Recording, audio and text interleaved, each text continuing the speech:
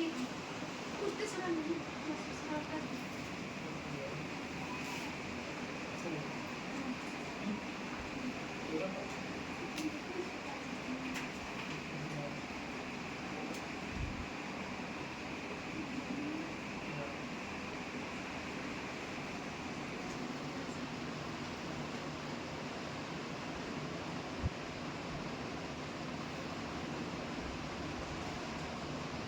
करवा चौथ व्रत का था।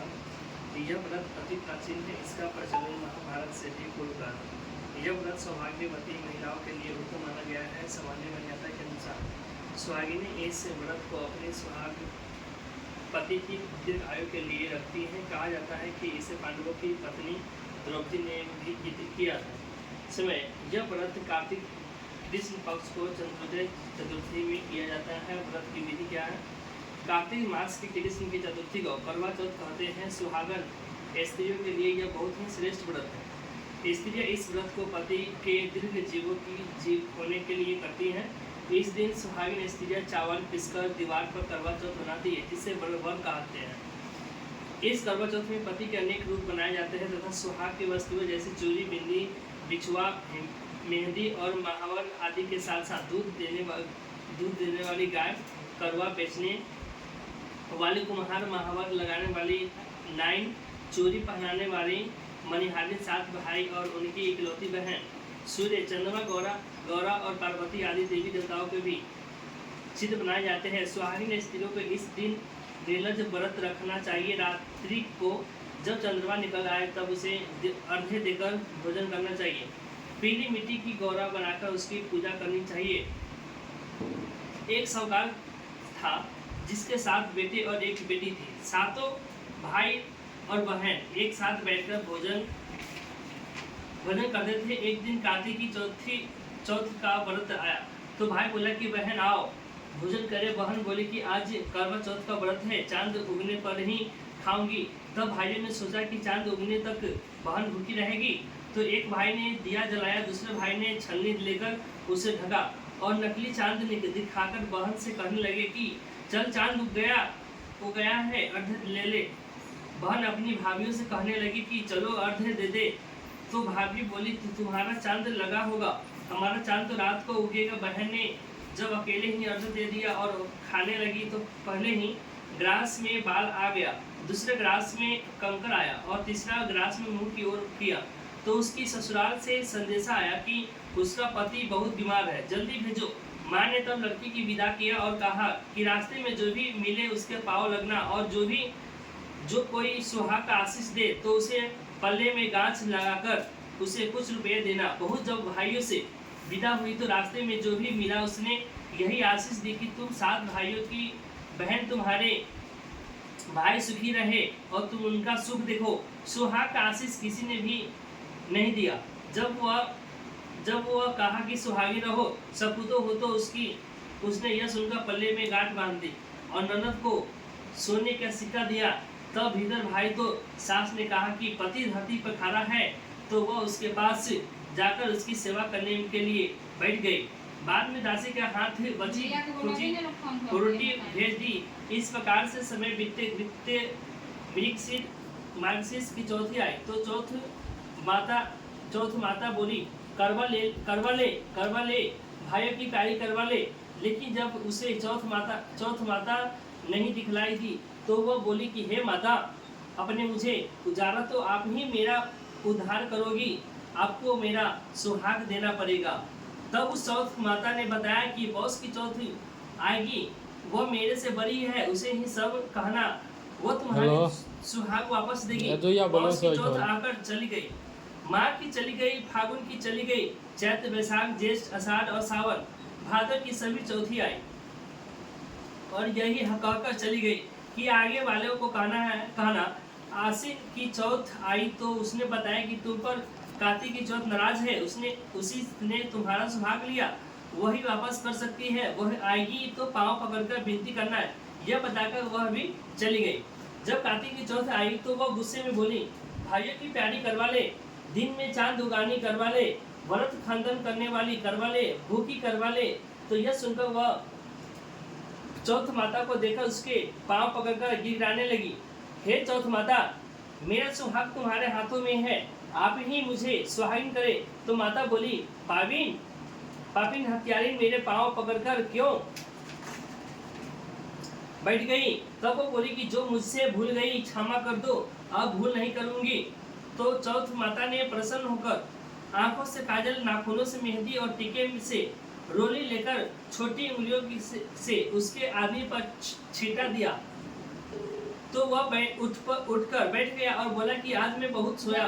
वो बोली, क्या सोया मुझे तो 12 महीने हो गए, अब जाकर चौथ माता ने मेरा सुहाग लौटाया। तब उसने कहा कि जल्दी माता का पूजन करो। जब चौथ की कहानी सुनी, करवा का पूजन किया तो प्रसाद खाकर दोनों पति पत्नी चौपर खेलने बैठ गए।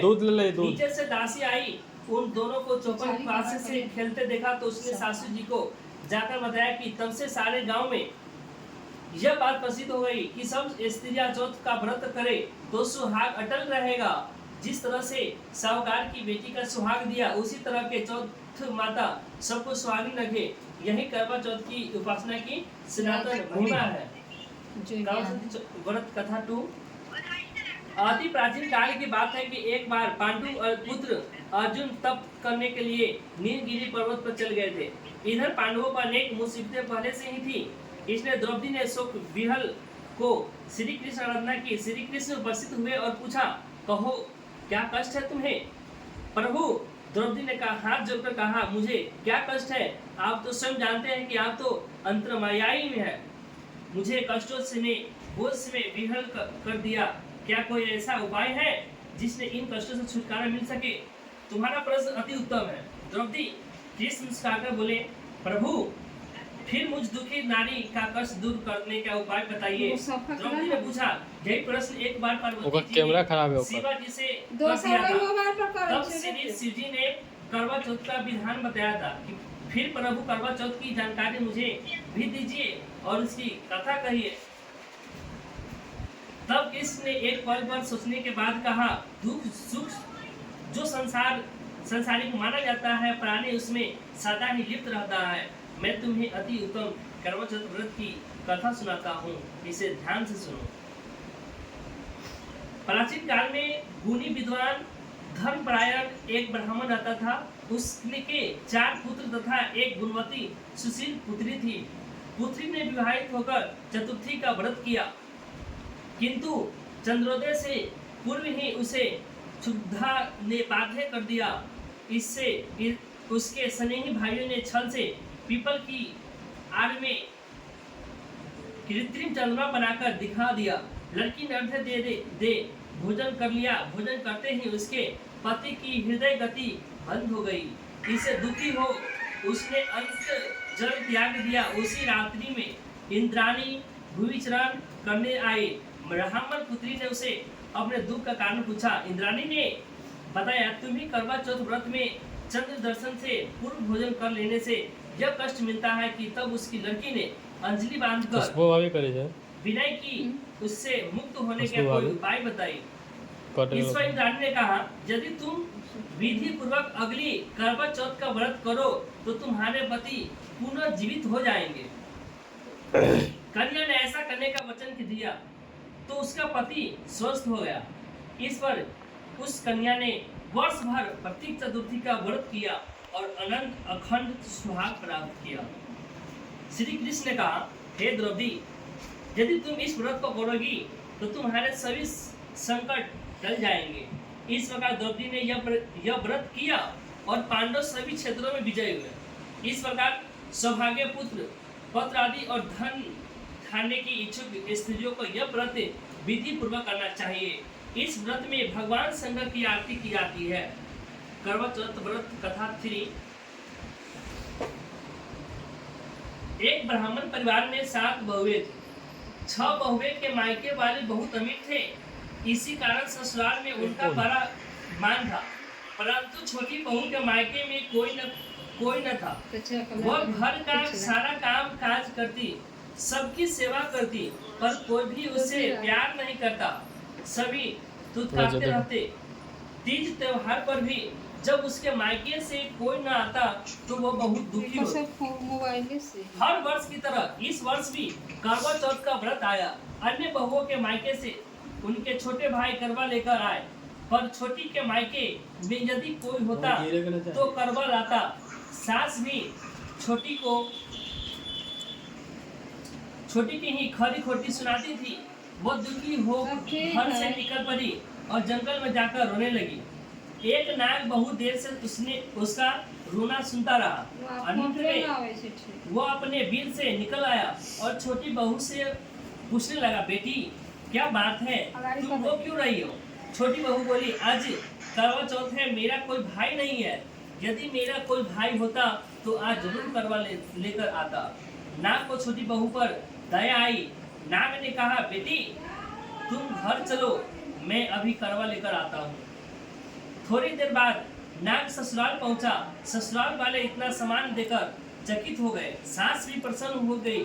सास ने प्रसन्न मन से छोटी बहू को नाग देवता के साथ भेज दिया। नाग देवता ने छोटी बहू को अपना सारा महल दिखाया और कहा, जितने दिन चाहो आराम से रहो, मन चाहा खाओ, मन चाहा पहनो, पर एक बात याद रखना, सामने रखी नाद कभी मत खोलना। छोटी बहू सारा समय महल में आराम से काटी, पर नाद के बारे में उसकी उत्सुकता बढ़ती जाती। एक दिन जब घर में कोई न था, उसने नाद को उठाकर देखा तो हजारों छोटे छोटे सांप के बच्चे इधर उधर रेंगने लगा। उसने जल्दी ही नाक ढक ली। जल्दी में एक सांप की पूंछ नाक के नीचे आकर कट गई। सांप को नाक के आने पर छोटी ने अपनी गलती स्वीकार कर ली। नाग ने भी उसे क्षमा कर दिया। जब छोटी ने ससुराल जाने की इच्छा की तो उसे धन रत्न आदि देकर विदा किया। छोटी के ससुराल में अब उसकी बड़ी इज्जत होने लगी। जिस सांप की पूंछ कटी थी उसे सभी बांडा कहकर तंग करते। एक दिन उसने अपनी माँ से पूछा कि मेरी पूंछ कैसी कटी? माँ ने कहा कि छोटी बहू के नाद उठाने और जल्दी में रखने में ही तुम्हारी पूंछ कटी है। तो वह बोला कि मैं छोटी से बदला लूंगा। माँ के बहुत समझाने पर भी वह एक दिन चुपचाप छोटी के घर पर जा पहुंचा और मौका पाकर उसने काटने की सोचने लगा। वहाँ छोटी बहू और उसकी सास में किसी बात पर बहस हो रही थी। तो छोटी कसम खाकर कह रही थी कि मैंने ऐसा नहीं किया। वह कह रही थी कि मुझे बंडा भैया से प्यार कोई नहीं है। उन्हीं की कसम खाकर कहती हूँ कि मैंने ऐसा नहीं किया। बंडा ने जब सुना तो सोचने लगा, जो मुझसे इतना प्यार करती है मैं उसे ही काटने आया है। वह चुपचाप घर चला गया। माँ ने पूछा, ले आए बहन ने बदला? वो कहने लगा, माँ बहन से कैसा बदला? तभी से बंडा भाई व छोटी बहन हुए भाई प्रतिवर्ष चौथ के दिन करवा लेकर जाता और बहन बड़े प्यार से करवा चौथ का व्रत करती।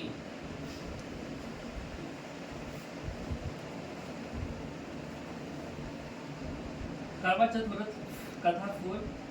प्राचीन काल में करवा नाम की एक पतिव्रता स्त्री अपने पति के साथ नदी के किनारे एक गांव में रहती थी।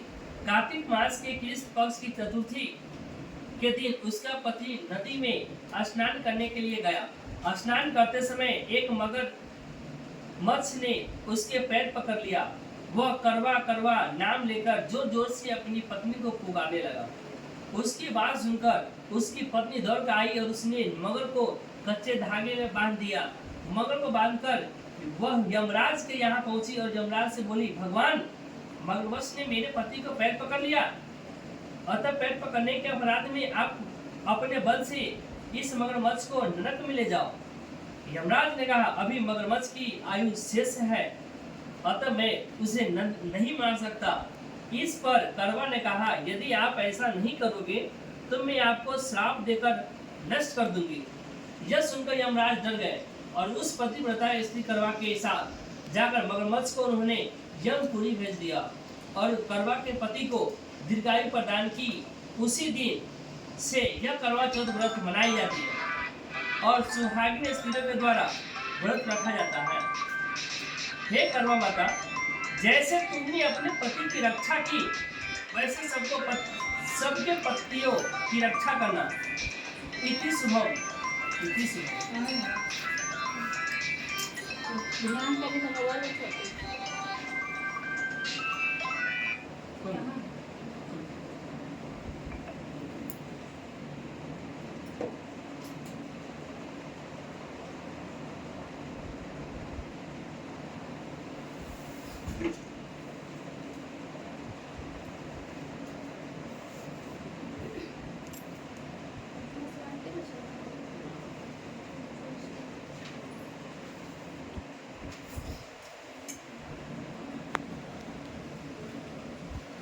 कर देना।